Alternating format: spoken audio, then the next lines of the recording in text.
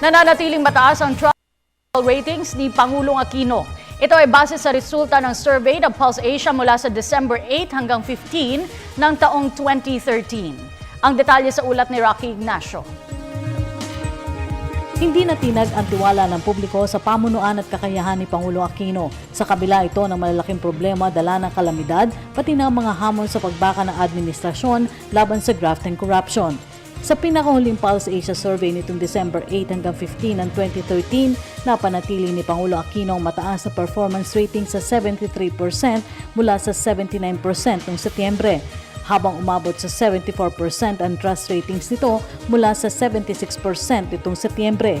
Sa statement ni Presidential Communications Secretary Sunny Coloma, ibig sabihin nito na 3 sa 4 na Pilipino ay mataas pa rin ang kumpiyansa sa liderato. Tumaas kasi ang tiwala sa kakayahan ng Pangulo sa National Capital Region na umabot sa 69% mula sa 65% at sa Visayas na 82% mula sa 81%. Habang tumaas rin ang trust rating ng Pangulo sa 69% mula sa dating 64% sa NCR at 81% mula sa 78% noong Setyembre. Gate ng palasyo, makakaasa ang publiko na ibayo pa ng buong gabinete upang mapabuti ang sitwasyon ng marami sa taong 2014. Kasunod nito na nawagan na rin ang pamahalaan sa lahat na makipagtulungan para sa agarang pagbangon ng mga lugar na napinsala ng nakaraang sakuna at kalamidad.